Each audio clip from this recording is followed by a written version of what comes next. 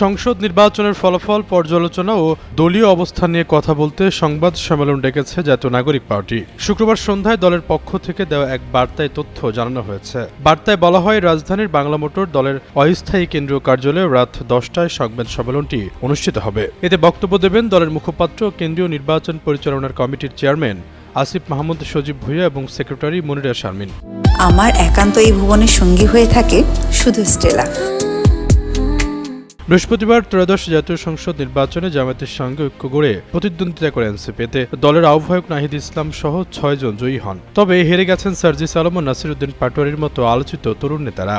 এই সংবাদ সম্মেলনে সাম্প্রতিক নির্বাচনের ফলাফল বিশ্লেষণ এবং এই বিষয়ে এনসিপির আনুষ্ঠানিক অবস্থান তুলে ধরা হবে বলে জানা গেছে। এর আগে বৃহস্পতিবার সকাল 7টা 30 থেকে বিকেল 4টা 30 পর্যন্ত বিরতিহীনভাবে চলে ভোট গ্রহণ। শেরপুর 3 আসনে একজন প্রার্থীর মৃত্যুর কারণে ওই আসনের ভোট গ্রহণ স্থগিত করা হয়। ফলে 300 আসনের মধ্যে 299টি আসনে ভোট গ্রহণ অনুষ্ঠিত হয়। বেসরকারি ফলাফল অনুযায়ী বিএনপি নিরঙ্কুশ সংখ্যাগরিষ্ঠতা নিয়ে সরকার গঠনের পথে রয়েছে।